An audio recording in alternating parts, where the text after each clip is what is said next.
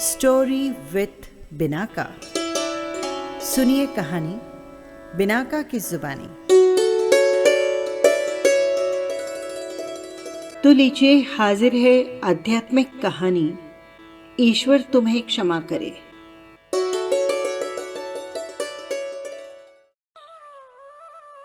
एक समय की बात है, एक भिखारी रोज एक दरवाजे पर जाता और भीख के लिए आवाज लगाता। आवाज लगाने के बाद जब घर का मालिक घर से निकलकर उसको देखता तो वो उसे बहुत बुरा भला कहता, उसको अपशब्द कहता और उसे ताने देता। वो उससे कहता, तुम काम करके क्यों अपना जीवन नहीं गुजारते हो? क्या सारी उम्र सबके घर भीख ही मांगते रहोगे? यहां तक कि कभी कभी वो मालिक उस भिखारी को गुस्से में धक्का भी दे देता।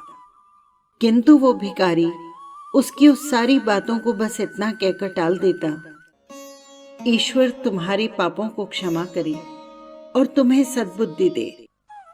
ऐसे ही एक दिन वो घर का मालिक किसी बात पर बहुत ही ज्यादा गुस्से में था। तभी अचानक भिखारी फिर से उसी वक्त भीख मांगने आ गया। तो उस घर मालिक ने गुस्से में उस भिखारी के सिर पर पास पड़ा हुआ एक पत्थर का टुकड़ा दे मारा और साथ में उसे गालियां भी देता जा रहा था। उस पत्थर के लगने के कारण भिखारी के सिर से खून बहने लगा। फिर भी उसने सेठ से यही कहा, ईश्वर तुम्हारे पापों को क्षमा करे। ये कहकर वो भिखारी वहां से जाने लगा। कुछ समय बाद उस व्यक्ति का गुस्सा थोड़ा कम हुआ तो वो सोचने लगा कि मैंने उस भिखारी को बहुत बुरा भला कहा, आज तो उसे पत्थर भी दे मारा, लेकिन ये क्या, उसने इसके बावजूद भी मुझे दुआ ही दी। क्यों? इसके पीछे क्या रहस्य है? इसका तो पता लगाना पड़ेगा। ये सोचकर वो व्यक्ति उस भिखारी के पीछे पीछे चलने लगा। उस दिन वो भिखारी जहां भी जाता वो व्यक्ति उसके पीछे ही जाता। उसने देखा कि उस दिन किसी के घर कोई उस भिखारी को भीख दे देता तो कोई उसे मारता, कोई उसे गालियां देता, पर वो भिखारी बदले में बस इतना ही कहता, ईश्वर तुम्हारे पापों को क्षमा करे। इसी तरह दिन बीत गया। अंधेरा होने वाला था। भिखारी अपने घर लौटने लगा। वो व्यक्ति भी उसका पीछा कर रहा था। भिखारी जैसे ही अपने घर पहुंचा, एक टूटी हुई खाट पर एक बुढ़िया लेटी थी जो भिखारी की पत्नी थी। उस औरत ने जैसे ही अपने पति को देखा तो वो खाट से उठ खड़ी हुई और भीख का कटोरा देखने लगी। उस भीख के कटोरे में मात्र आधी बासी रोटी थी। उसे देखते ही बुढ़िया बोली, बस इतना ही, और कुछ नहीं। अरे, आपको ये चोट कैसे लगी? भिखारी बोला, हाँ, बस इतना ही मिल पाया, किसी ने कुछ नहीं दिया। आज तो सबने गालियां ही दी, पत्थर मारे, इसलिए ये सिर फूट गया। भिखारी ने फिर से कहा, ये सब हमारे पापों का ही तो फल है। याद है ना तुम्हें, कुछ वर्षों पहले हम कितने धनवान थे, सब कुछ तो था हमारे पास, किंतु हमने कभी किसी को दान नहीं किया। याद है तुम्हें वो अंधा भिखारी? ये सब सुनकर उस बुढ़िया की आंखें भर आई। उसने कहा, हाँ, याद है, सब कुछ याद है। कैसे भूल सकते हैं हम अपने बुरे कर्मों को? उन्हीं के कारण तो आज हमारी ये अवस्था है।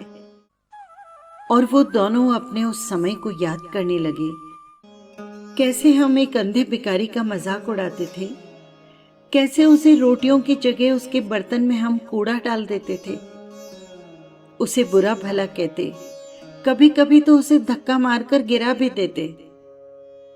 बुढ़िया बोलती जा रही थी, हाँ, सब याद है मुझे, कैसे मैंने भी उस दिन उसे सही रास्ता नहीं दिखाया और वो गलत रास्ते पर जाकर एक नाले में गिर गया था।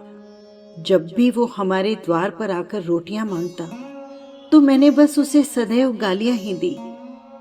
एक बार तो उसका कटोरा तक फेंक दिया था और वो अंधा भिखारी हमेशा कहता था, तुम्हारे पापों का हिसाब ईश्वर करेंगे, मैं नहीं। आज उस भिखारी की बद्दुआ ने हमें कहां से कहां पहुंचा दिया। कुछ देर चुप रहकर भिखारी फिर बोला, परंतु मैं किसी को बद्दुआ नहीं देता। चाहे कोई मेरे साथ कितना भी बुरा व्यवहार क्यों न करे, मेरी जुबान से हमेशा उसके लिए दुआ ही निकलती है, क्योंकि मैं नहीं चाहता कि किसी पर मेरी तरह ऐसा समय आए। मेरे साथ अन्याय करने वालों को भी मैं दुआ ही देता हूं, क्योंकि उन्हें तो ऐसा करके पता ही नहीं कि वो क्या पाप कर रहे हैं, परंतु ये सब ईश्वर देख रहा है। मैं नहीं चाहता हूं कि जैसा फल हमें मिला वैसा किसी और को मिले। वो व्यक्ति वहीं पास ही खड़ा हुआ सब कुछ सुन रहा था, परंतु भिखारी और उसकी पत्नी उसे देख नहीं पाए थे। अब उस व्यक्ति को सारी बात समझ में आ गई।